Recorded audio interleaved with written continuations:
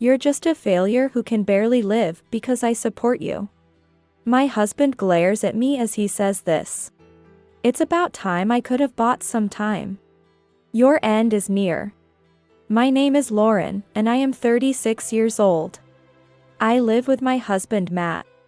Matt was a high school classmate, and we reconnected at a reunion 9 years ago. We hit it off and started dating. After dating for 3 years and reaching the right age, we naturally decided to get married. Matt works in a company in the city center. I used to work in web design at another company. But last year I became freelance and now work from home, doing a wide range of design work. Matt and I live together in a suburban apartment. We have been married for 6 years but have no children. A few years ago, when we couldn't have children, a hospital check revealed that I was infertile. I was shocked when I was told this at the hospital, but now, 4 years later, I have come to accept it. Matt was shocked too when he found out, but he said kindly, "In a way, it means we can spend time together." And we decided to spend our lives together as a couple. Gradually accepting the reality, I thought being happy together in our old age was enough. However, Matt's attitude changed drastically over the past year. Recently, he started spending more time at his parents' house. Coming home and saying, "My parents are giving me a hard time about having kids again. It's annoying. Don't you feel sorry for not being able to have children?" His parents' house is a 1.5-hour drive from ours. Not an easy place to access, but he visits them once a month. If he dislikes being nagged about children by his parents, I wonder why he bothers to visit so often. Thinking that, I say, "I'm sorry.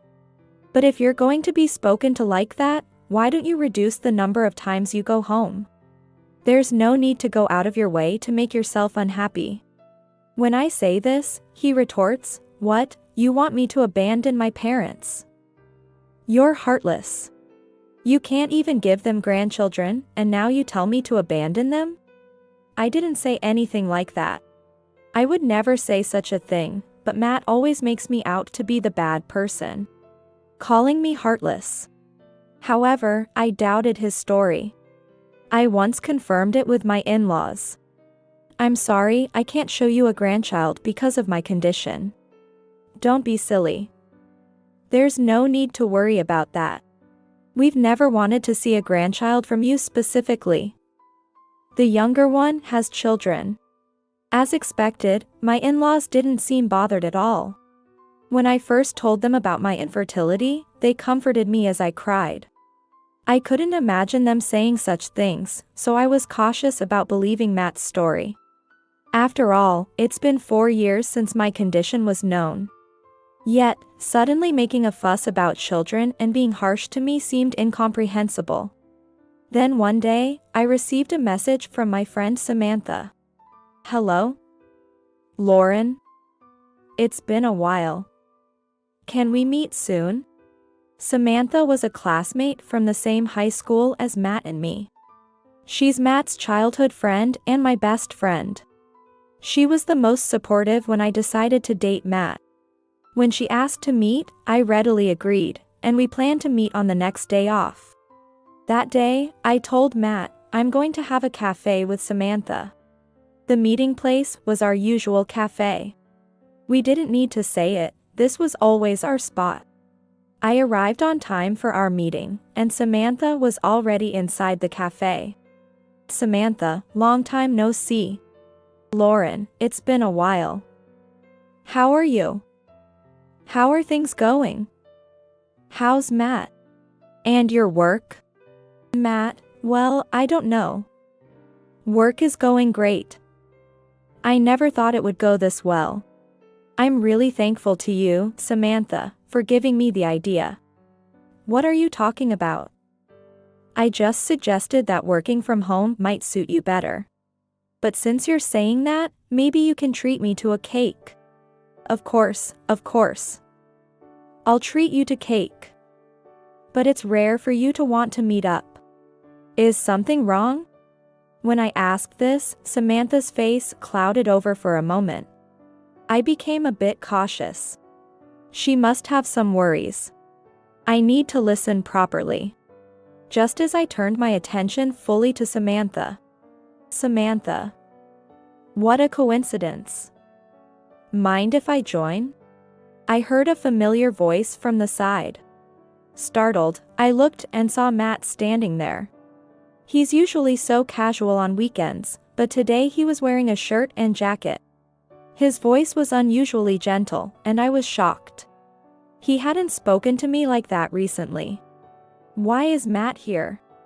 This cafe is totally aimed at women, not a place where Matt would come alone. It's full of sweet things, not to Matt's taste. Matt. Samantha looked at me, her eyes begging for help. I'll just sit down here, excuse me. Saying this, Matt sat next to Samantha. Normally, he would sit next to me, his wife. But I couldn't understand why he chose to sit next to Samantha. Matt, what are you doing here all of a sudden? Why are you sitting there? Samantha is uncomfortable. Move away a bit. I scolded him, seeing Samantha looking uncomfortable. But Matt was unfazed. What's wrong with you? Are you jealous? You know, being jealous at your age is embarrassing. He said, laughing. It's not about jealousy. Samantha is clearly troubled. And why are you here? You never come to this kind of cafe. Just happen to be here. And why should I report my weekend plans to you? I was looking forward to a nice chat with Samantha, but you've ruined it. Why barge in like this? What? Just listen to me. I'm the one who married you, remember? You can't even have kids. And now you talk back? You used to be sensible, but now you've quit your job and live a lazy, aimless life. What right do you have to say anything? Lauren and Samantha exchanged glances. True, I quit my old job, but now I work from home. I earn a decent amount and even save for our home. I turned freelance because Matt started nagging about household chores. I had explained all this to Matt, but he seems to have completely forgotten. Or maybe he just doesn't care. I was astounded. I'm sorry, but I am working. I have my own income. There's no reason to call me aimless. I said, to which he replied, don't lie. I know all your lies. I've lived with you long enough to see through them. Oh, is that so? Even after all these years living with you, I still can't understand what's going on in your head. If Matt could see through my lies, he should also see that what I just said is true. Samantha looked awkwardly at us both. Sorry, Samantha, for this silly fight. I said, then grabbed Matt's arm and led him out of the cafe. Please, really go back. Don't make Samantha feel uncomfortable. After saying this firmly, Matt left with a click of his tongue. I went back inside and apologized to Samantha again. I'm really sorry about Matt. He's been like this since the beginning of the year. Mocking me, and I don't know why. It's like he's become a different person. That sounds tough. Yes, it is. He knows we can't have children, but recently he's been blaming me constantly. He suddenly started saying that my mother-in-law and father-in-law are disappointed. But when I asked my mother-in-law, she said that wasn't true at all. He's just looking for my flaws and trying to feel superior. Samantha looked downcast as she listened to my story. Samantha?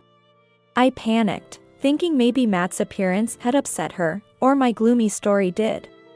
Lauren, actually, there's something I need to tell you. That's right, I had completely forgotten because of Matt's interruption. Samantha had been trying to share her troubles. Remembering this, I turned my attention back to her. I've been hesitant to tell you because I thought it might hurt you. But I can't take it anymore.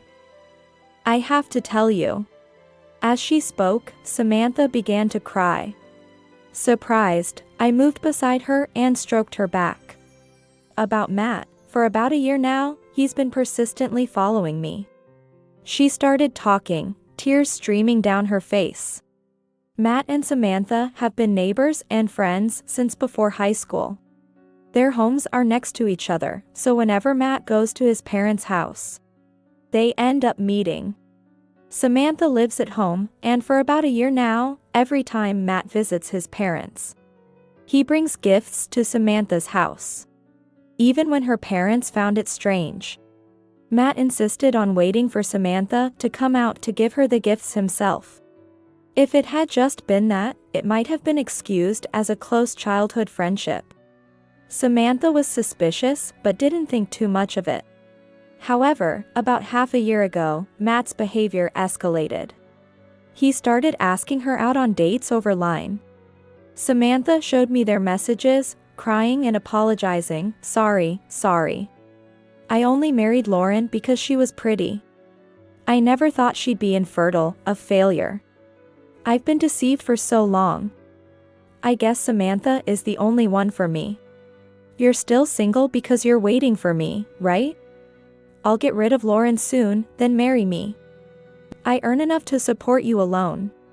Reading these delusional messages, my head spun. So this was why Matt had been acting strange for about a year. To think he was doing this to my best friend, Samantha. His attitude towards me had worsened, and my affection for him had faded. But it seems his love for me had vanished long before. That's no excuse to bother Samantha, though. If Matt really fell for Samantha and wanted to be with her, he should have first told me he loved Samantha and asked for a divorce. I would have warned Samantha to be careful. But I would have divorced Matt immediately and moved on with my life. The whole situation seemed utterly messed up. I've been wanting to tell you, but I felt like I was betraying you. I'm really sorry. Seeing Samantha cry and apologize, I felt a tightness in my chest. Samantha shared her fears of being hated by me and of what an enraged Matt might do. I thought it was best for Samantha to leave her parents' house and find a safe place as soon as possible. I discussed with Samantha about her future and getting her away from Matt's reach. I decided to discuss Samantha's situation with her parents and make sure that Matt doesn't find out where she is. I immediately went to Samantha's house and her parents' place. I suggested that Samantha should move out. Samantha's parents, being naive and kind, were initially shocked to learn that their neighbor and childhood friend was doing such things. After seeing Samantha's tears, they became very angry with Matt. We then went next door to Matt's parents' house and told them everything. Matt's parents were very apologetic to Samantha and her parents. I asked Matt's parents to pretend they didn't know anything about this situation, and to help buy time for Samantha to escape. Later on, whenever Matt tried to visit his parents, I made up reasons to stop him. Matt's frustration grew as he found it increasingly difficult to meet Samantha. It made sense. He couldn't even contact her, as I had Samantha block him and change her phone. Frustrated by not being able to reach Samantha, Matt started taking it out on me. You ruin my weekends every time. Despite being at home every day, you make me do the housework. That's a failure of a housewife. You're just a failure who barely lives off my support. While saying this, Matt angrily hung the laundry. I deliberately didn't wash any of Matt's clothes during the weekdays, pushing him to the point where he had no clothes to wear the next day. His frustration exploded as he was forced to do unfamiliar chores under my watch. It happened just as Samantha's escape was complete. Matt threw the pillow he was hanging at me, saying, "Enough of this. I can't stand doing this anymore. Get out of here. Aimless like you will end up homeless anyway." He said this while laughing and thrust a divorce paper at me. Just as I expected. I quickly signed it and handed it back to Matt. I took my belongings and work equipment and left the house. I then headed to Matt's parents' house. I had arranged to stay with them until I found a place. Matt, thinking he had finally gotten rid of me, seemed overjoyed and went to Samantha's house. Finding it empty, he stood frozen in the middle of the street for a while. Matt will surely look for Samantha, but I've taken care of that. It's impossible for him now. I spread word about Matt's actions to our classmates during this time buying strategy. No one will help him now. As for me, I used my savings to move. Half a year after divorcing Matt, he contacted me. He had blocked me, so I carelessly forgot to block him. Hey, long time no see. How's homeless life after half a year? You must be sick of it by now, right? Come back if you want to escape. I'll forgive you if you apologize. Oh, really? Thanks. But you know, I'm really comfortable right now. Why would I leave a luxury apartment to return to your place? Luxury apartment? Have you gone mad? I'm perfectly sane. I'm living in a luxury apartment in the Bay Area, complete with a concierge. It's very comfortable. We divorced half a year ago, but Matt, so intent on getting rid of me, never brought up the division of assets. Seeing that he didn't mention it, I didn't either. That's because I had been working from home and investing in stocks since I was young. So I had plenty of assets. When I started my new life, I decided to move to a nice house and chose a seaside luxury apartment. Compared to the days of his verbal abuse, my days now, where I can work as much as I want, whenever I want, are incredibly comfortable. I have no intention of going back to a petty office worker's verbal abuse. You want to get back with me, right? You lost someone to do the household chores. Although I had no contact with Matt, I occasionally communicated with his parents. Recently, Matt's former mother-in-law said that when she went to Matt's house, it had turned into a terribly stinking garbage house. Matt begged her to clean. But the situation was so bad with the awful smell and countless flies that she said, "You need to call a professional cleaning service," and then she fled the house. Given Matt's recent behavior, his parents were appalled and unlikely to indulge him easily. I heard your house has become a garbage dump. Sorry, but I'm not a free cleaning service. Besides, we're divorced, remember? Who do you think you are, expecting me to come back? You don't even earn more than me. Matt seemed shocked by my words. I didn't want to hear any more from him. So I ended the call and blocked him immediately. Later, he realized I had blocked him and went crying to his parents. Lauren won't listen to me. Help me find her. If we make her apologize, we can all live in the luxury apartment she's talking about. I'll take care of everything. His parents, aware of the whole situation with Samantha and everything else, told him they knew everything. They then said, "We're disowning a foolish son like you. You're a bad influence on your sister's family. Never show your face here again." And they kicked him out of the house. Matt begged and cried, but it was too late. Even his own parents had no intention of helping him. Afterward, he contacted our classmates, trying to find Samantha and my whereabouts, but to no avail. Everyone knew about his misdeeds. Shunned by his parents and classmates, Matt was overwhelmed by complaints about the stench from his neighbors and eventually fled. Apparently, he went to work smelling like garbage and gradually lost his standing at the company. Still refusing to change, he blamed others for his lack of promotion, claiming he was being sabotaged, and eventually quit his job. He tried to find work, but with the stench and his tattered suit, no company would hire him. Matt, who had laughed at me becoming homeless, now seemed to be living such a life himself. There's no way he could find me or Samantha in his current state. I assured Samantha that she no longer needed to worry. Relieved, Samantha cried. Finally, she can sleep peacefully. The best part of this ordeal was that our friendship remained intact. We'll continue to meet at our usual cafe. I thought about this while looking at the sea from my balcony.